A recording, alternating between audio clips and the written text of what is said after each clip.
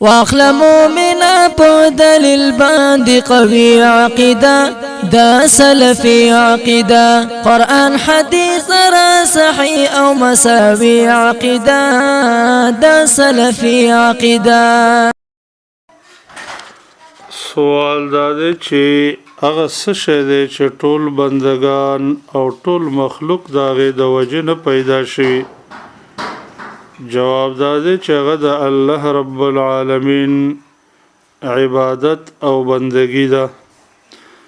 قرآن کریم کې الله فرمایي وما خلقنا السماوات والارض وما بينهما لاعبين ما خلقناهما الا بالحق ولكن اكثرهم لا يعلمون. ما اسمانونه او ځمکې نه دي پیدا کړي عبث، موږ دا نه دي پیدا کړي مګر د حق د پاره، لیکن اکثر خلق نه پوهیږي. بل آیت کې الله فرمایي وما خلقت الجن والانس الا ليعبدون. ما پیریان او انسانان نه دي پیدا کړي مګر د دې د پاره چې زما عبادت او بندګي وکړي.